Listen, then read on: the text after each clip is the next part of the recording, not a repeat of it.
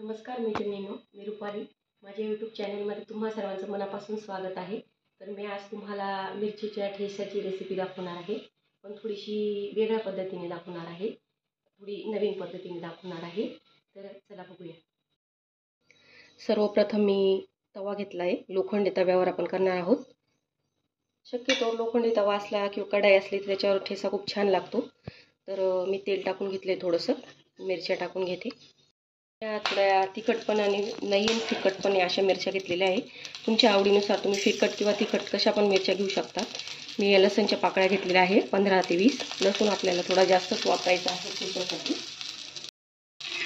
छान फ्राय करून घ्यायच्या आहे मिरच्या आपल्याला.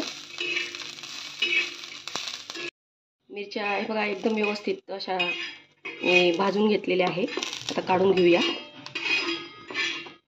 मी खलबत्ता घेतला आहे दगडी, त्यात मी कुटून घेते.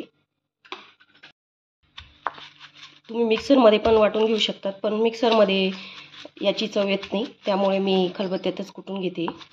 याची चव जरा वेगळीच लागते खलबत्त्याची. हे बघा मैत्रिणींनो, छान बारीक झालेला आहे. आदर वदरच केला आहे आपला थोडासा, खूप छान झालेला आहे. काढून घेतलेला आहे मी. आता शेंगदाणे घ्यायचे, भाजून घेते मी थोडेसे. शेंगदाणे भाजून झाले, ते पण मी काढून घेते. आता ते पण छान कुटून घेते.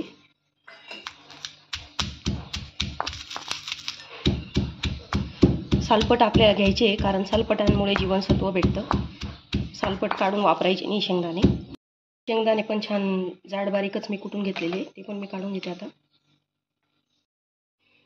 एक पळी मी तेल टाकलेले आहे मैत्रिणींनो.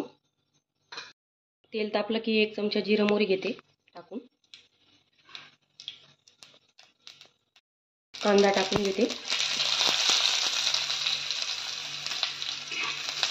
आणि छान कांदा फ्राय करून घ्यायचा आहे तेलामध्ये. हा जो आपण मिरची आणि लसूण कुटून घेतला होता तो टाकून घेऊया आणि कूट केलेलं टाकून घेऊया. कोथिंबीर टाकून घेऊया आणि चवीनुसार मीठ. जर कांद्याची पात असली तुमच्याकडे तर कांद्याच्या ऐवजी ती बी टाकली तरी तुम्ही चालेल, अजून छान लागतं. मग त्या व्यवस्थित परतून घ्यायचे.